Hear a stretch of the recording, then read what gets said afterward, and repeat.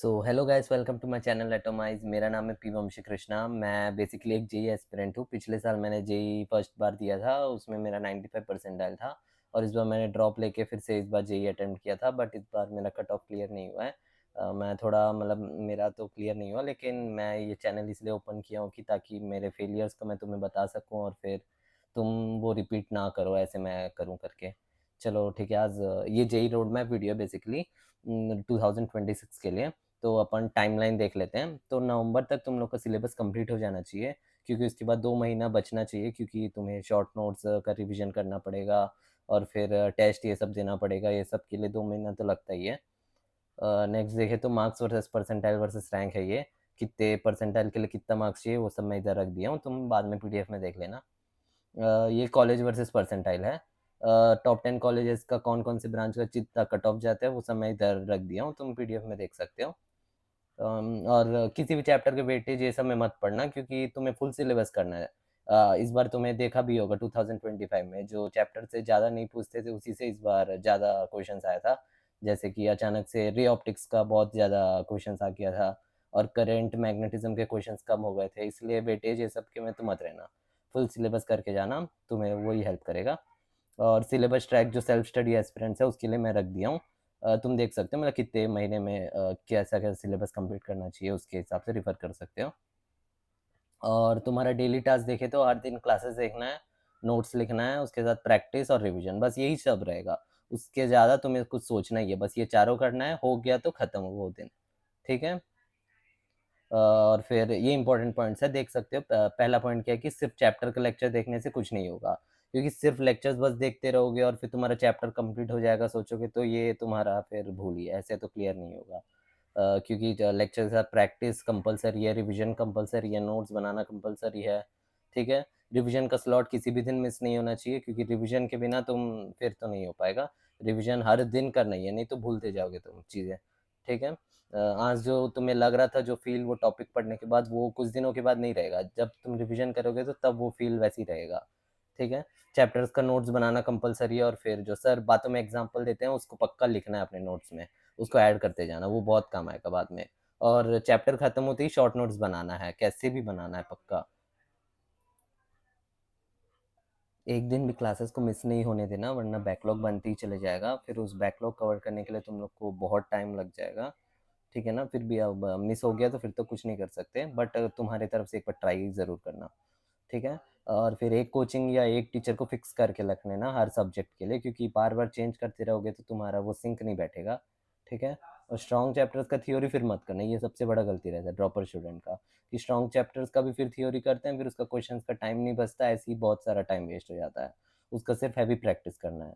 और कोई भी सब्जेक्ट वीक लगे तो उसके चक्कर में दूसरा सब्जेक्ट मत बिगाड़ना, क्योंकि एक सब्जेक्ट वीक रहता है, सबका रहता है, वो दूसरे चैप्टर उसको धीरे धीरे करते रहोगे तो वो स्ट्रांग हो जाएगा लास्ट तक, तुम्हें उसका टेंशन नहीं लेना, बस करते रहना है। ठीक है। और पहले वीक चैप्टर्स को कंप्लीट करना है, फिर स्ट्रांग को हाथ लगाना है। ठीक है ना। क्योंकि पहले स्ट्रांग करोगे वो स्ट्रांग स्ट्रांग रहेगा और फिर वीक वीक ही रह जाएगा। ठीक। लेक्चर के साथ एक बुक पक्का फॉलो करना है सॉल्व एग्जाम्पल्स के लिए, उसको रिफर करना है पक्का। कौन सा बुक्स फॉलो करना है वो मैं बाद में बताऊंगा, अभी आगे बताऊंगा पक्का। और क्लास के इलस्ट्रेशंस और बुक के इलस्ट्रेशंस इतने बार रिपीट करना है कि वो फिंगर टिप्स में होना चाहिए, एकदम याद हो जाना चाहिए हर एक क्वेश्चन। ठीक है। और जो क्वेश्चन लग रहे हैं कि इससे बहुत कुछ सीखने को मिल रहा है उसको टिक कर लेना, और फिर उसका पॉइंट्स अपना इंपॉर्टेंट पॉइंट्स क्या रहते हैं कि वो शॉर्ट नोट्स में ऐड कर लेना, ताकि बाद में याद रहे वो सब।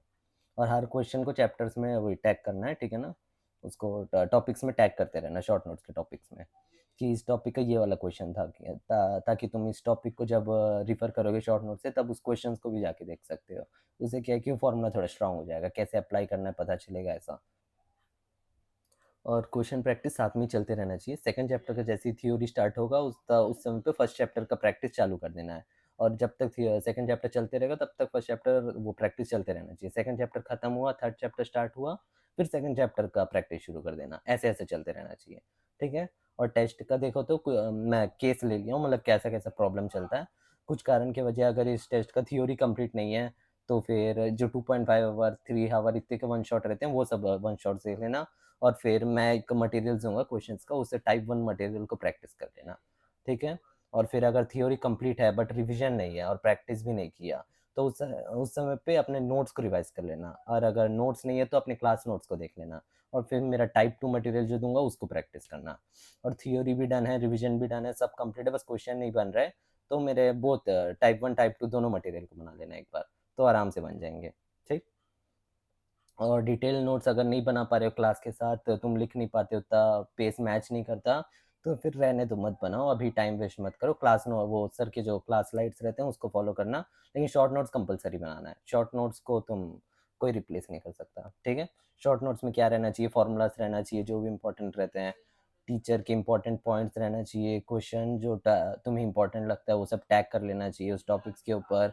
और फिर जो तुम ये क्वेश्चंस बनाते समय, टेस्ट लिखते समय जो सीखते हो, वो सब उसमें टैग होना चाहिए, सब लिखना चाहिए, ठीक है? अब अब रिवीजन कैसे करना है देख लेते हैं। रिवीजन ऐसे नहीं है कि बस नोट्स उठाया और एक बार देख लिया, हर एक को फ़ॉर्मूला को देख लिया, देखने से ऐसे कुछ नहीं होगा। या फिर क्वेश्चंस को अगर रिवाइज़ करें तो सॉल्यूशन एक बार विज़िट कर लिया, तो ऐसे नहीं होता। अपन को एक्टिव रिवीजन करना होता है। एक्टिव रिवीजन कैसे करते हैं कि एक खाली पेज लेना है तुमको, ब्लैंक पेज, और फिर उस चैप्टर को रिकॉल करना है कि तुम्हें क्या-क्या याद आ रहा है उस चैप्टर के बारे में, सर क्या पढ़ाए थे, वो क्या इंपॉर्टेंट पॉइंट्स बताए थे, वो सबको एक बार लिखने की कोशिश करना, पूरा पेज ऐसे भर देना वो सबसे। तुम जब ऐसे 2-3 बार करोगे तो फिर बहुत सारा चीज़ ऐसे-ऐसे जो रहता है वो सब अच्छे से रिवीजन हो जाता है। क्योंकि तब तुम देख रहे नहीं हो, अपने दिमाग से उस चीज़ों को निकाल रहे हो, तो उससे बहुत अच्छा रिवीजन होता है। और जो-जो तुम भूल गए फिर उसके बाद शॉर्ट नोट्स रेफर करना कि क्या-क्या तुम भूल गए थे। अब उस चीज़ को फिर तुम एक बार देख लेना, फिर अगले दिन फिर ऐसे रिवीजन करना, फिर वो सब भी याद आ जाएगा। तो ऐसे रिवीजन होता है। इससे क्या रहता है कि तुम बहुत कम भूलोगे, और फिर 2-3 बार रिवीजन से ही तुम सब चीज़ याद रख लोगे। ठीक है? और हाँ, क्वेश्चन जब रिवीजन करोगे तो उस समय पे भी उसमें कौन-सा फ़ॉर्मूला यूज़ हुआ था उसको लिखना, और फिर सर ने क्या मैनिपुलेशन करवाए थे इस क्वेश्चन में उसको लिखना। उससे तुम्हारा क्वेश्चन भी रिवीजन हो जाएगा। और फिर जिस दिन का उस दिन एक्टिव रिवीजन करना है, हर दिन जो-जो लेक्चर देखोगे उस दिन। और फिर ये चैप्टर पढ़ के 1-2 महीना हो गया, उस समय पे क्या है कि शॉर्ट नोट्स का एक्टिव रिवीजन करना है। मतलब शॉर्ट नोट्स तुम देखोगे उस पेज को अपना लिखने का कोशिश करना है, तब एकदम अच्छा रिवीजन हो जाएगा। ठीक है? और फिर प्रैक्टिस के लिए क्लास एग्जांपल्स तुम लोग को 30 से 50 तो कोई भी टीचर करवा देता है, उतना तो करना ही है। और इलस्ट्रेशंस तुम्हें मैं जो बुक बोला था, बुक से मैं बताऊँगा कौन से बुक से करना है। बुक से तुम्हें 70 से 100 क्वेश्चंस तक इलस्ट्रेशंस करना है, और प्रैक्टिस के लिए 60 से 100 क्वेश्चन भी करना रहेगा। और चैप्टर टेस्ट 25 क्वेश्चंस का कोई सा भी चैप्टर टेस्ट दे देना, मैं बाद में बताऊँगा कौन-सा वाला देना है करके। ठीक है? मिनिमम 185 क्वेश्चंस हर चैप्टर का करना चाहिए, मैक्सिमम 275 क्वेश्चंस तक। और जितना भी कर सकते हो तुम और भी, लेकिन इतना तो मिनिमम 185 क्वेश्चंस तो करने ही चाहिए हर चैप्टर का। और क्लास एग्जांपल्स कैसे करना है कि क्लास एग्जांपल्स को तुम्हें सिर्फ देखना है टीचर कैसे बना रहा है करके, उसमें तुम्हारा अपना कुछ दिमाग नहीं लगाना, उसको देखते रहना, और अगर कुछ बन रहा है एकदम ईज़ी से तो तब बना लेना, ठीक है? और इलस्ट्रेशंस को सॉल्व्ड एग्जांपल मेथड से करना है। मतलब ये ऐसा होता है कि आज तुम्हें सॉल्यूशंस को खुद से ही देखना है, तुम्हें उसको खुद सॉल्व नहीं करना, और देख लिया और फिर कल उसको फिर बिना देखे बनाने का ट्राई करना है।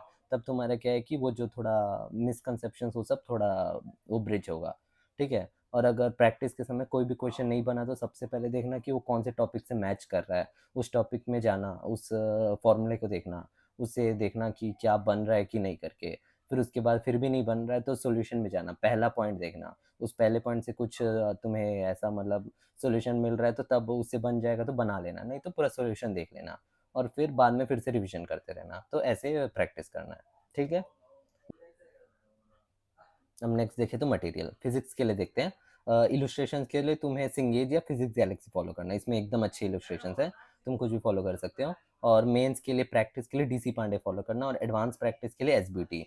और फिर ये सब तुम्हें एक ही साथ चाहिए बोलते हो तो फिर रेजोनेंस या न्यूक्लियस का मटेरियल फॉलो कर लेना, उससे भी हो जाएगा, मेंस प्लस एडवांस सब कवर हो जाएगा।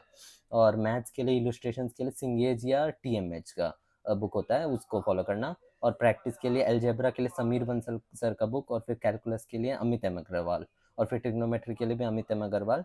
कोऑर्डिनेट ज्योमेट्री के लिए विकास गुप्ता पिंक बुक जो रहता है उसको फॉलो करना। और वेक्टर्स एंड 3D ज्योमेट्री के लिए भी अमित एम अग्रवाल, ठीक है? और फिर नेक्स्ट ऑर्गेनिक केमिस्ट्री के लिए एम एस चौहान फॉलो करना, यही बेस्ट बुक है, या तो हिमांशु पांडे भी फॉलो कर सकते हो। फिजिकल केमिस्ट्री के लिए एन अवस्थी फॉलो करना। और फिर इनऑर्गेनिक केमिस्ट्री के लिए विकास जायसवाल, ये तीनों बेस्ट बुक्स हैं, इसको फॉलो कर सकते हो। इसी से जेई में ज़्यादातर पूछता भी है, एडवांस्ड भी। और फिर 50 क्वेश्चंस हर दिन ज़रूर करना है पक्का। फिजिक्स में 15 क्वेश्चन, मैथ्स में 10 क्वेश्चन, ऑर्गेनिक में 10, इनऑर्गेनिक में 10, फिजिकल में 5। ठीक है। और फिर एक मिस्टेक कॉपी पक्का मेंटेन करना है कि तुम्हें जो टेस्ट देते हो या क्वेश्चंस करते हो तो क्या क्या मिस्टेक्स तुम कर रहे हो, उस क्वेश्चन को टैग करके उस मिस्टेक्स को लिखते रहना, ताकि बाद में तुम जब मिस्टेक रिफर करोगे तो अच्छा हाँ याद आएगा कि ये मैं मिस्टेक कर रहा था, और अगली बार से उसको नहीं दोहराना है। ठीक है। और कितने घंटे पढ़ना है इसके ऊपर कभी फोकस मत करना। ज़्यादातर हमेशा फोकस करना है कि ये टास्क कंप्लीट हुआ कि नहीं, आज का क्लासेस में किया कि नहीं, आज का नोट्स में बनाया कि नहीं, आज प्रैक्टिस हुआ कि नहीं, आज रिवीजन हुआ कि नहीं, ये सब। ठीक है। ये सब बस अगर वो चारों अगर 5 बजे तक ही कंप्लीट हो गया तुम्हारा तो बस खत्म। उसके बाद फिर आराम से रहना, बस वो सब टास्क को कंप्लीट करना है।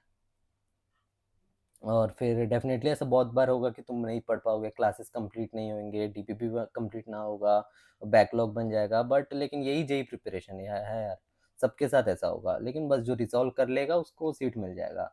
बस ये सबको रिज़ॉल्व करना है, सब ठीक करना है, फिर अगले दिन फिर से ये सब करना है, बस यही है, टास्क कंप्लीट करते रहो, हो जाएगा। ठीक? और जिसको फिर भी टाइम टेबल चाहिए तो फिर ये है टाइम टेबल, मॉर्निंग लोगों के लिए है, और जो नाइट में पढ़ता है उसके लिए मैं अलग टाइम टेबल बनाया हूँ, इसको तुम रेफ़र कर सकते हो। और फिर संडे को टेस्ट, बैकलॉग या रेस्ट डे है, और फिर मंडे से सैटरडे तक अपना क्लासेस और रेगुलर वर्क करते रहना है, अपने टास्क को कंप्लीट करना है। ठीक है। और टेस्ट सीरीज कौन सा फॉलो करना है मैं ये लिख दिया हूँ, मतलब ऐसा कोई टॉप वाला लिस्ट नहीं है। तुम ये 6 में कोई सा भी ले सकते हो, सब अच्छे हैं। ठीक है। और best one shot secret YT channels, ये सब के लिए मैं अगला नेक्स्ट वीडियो में बताऊंगा इसको। ठीक है।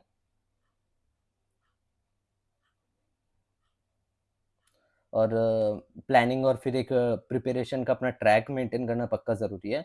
उसके लिए मैं ट्रैकर बनाऊँगा, वो भी नेक्स्ट वीडियो में कभी मैं अपलोड करूँगा, ठीक है ना? और फिर एक प्लान हर बार मत सोचो, नया-नया प्लान हर दिन नहीं। आज एक प्लान बना लिया, अब उसको भी फ़ॉलो करते रहो। अगर कुछ गलती लग रहा है उसमें, फिर तब नया प्लान बनाना। लेकिन नहीं कि आज मैं एक प्लान बनाया और फिर कल दूसरा प्लान, परसों दूसरा प्लान, फ़ॉलो ही नहीं हो रहे हो, तो ऐसे तो होगा ही नहीं ना। एक प्लान बनाओ, उसको अच्छे से सोच के बनाओ और फिर उसी को बस उसमें स्टिक रहो, ठीक? ऐसा बहुत बार होगा कि आज तुम किसी कारण की वजह कुछ भी कंप्लीट नहीं कर पाओगे, और फिर लेकिन अगले दिन फिर तुम्हें अच्छे से अपना कंप्लीट करना है। फिर इसी सोच में डूबे रहोगे कि कल मैं कुछ भी कंप्लीट नहीं कर पाया, तो फिर तो नहीं होगा ना। अगले दिन फिर नया स्टार्ट, ठीक है ना? जिस दिन का उस पिछला दिन फिर भूल जाना है, ठीक? जब तुम सोचते हो कि आज थक गए यार, अब कल देखते हैं, तो उधर ही तुम हार जाते हो। कि सोचो कि कल आज अगर तुम नहीं कर पा रहे हो एक चीज़, तो कल तो और भी नहीं कर पाओगे ना, डबल चीज़ करना पड़ेगा तुम्हें। तो मेहनत तुम सह नहीं पाओगे, आज का आज ही कंप्लीट करो। ऐसे तुम एक अपना कल करूँगा, परसों करूँगा, ऐसे बल्क बनाते जाओगे तो कल और फिर बहुत ज़्यादा हो जाएगा, और फिर कल तुम पक्का कंप्लीट नहीं कर पाओगे, और वो चीज़ कभी कंप्लीट ही नहीं होगा। ठीक है ना? जिस दिन का काम उसी दिन का। डेली 15 मिनट मेडिटेशन नेसेसरी है। मेडिटेशन बहुत कंपल्सरी होता है यार, उसमें टाइम वेस्ट होगा ये सब मत सोचना। ठीक है ना? और जनवरी अटेम्प्ट तुम्हारा फाइनल अटेम्प्ट है, अप्रैल अटेम्प्ट है करके ही भूल जाओ तुम। जनवरी अटेम्प्ट में बस तुम्हें अपना बेस्ट करना है, उसके बाद सीधा एडवांस का। और जेईई कोई टफ नहीं है यार, उतना टफ नहीं है, तुम बस टफ बना लेते हो। मैं भी ऐसे ही था, बस ये सब ढंग से फॉलो नहीं होता था और सोचते रहता था, प्लानिंग बनाते रहता था हर दिन, ऐसे-ऐसे में ही मेरा हो गया।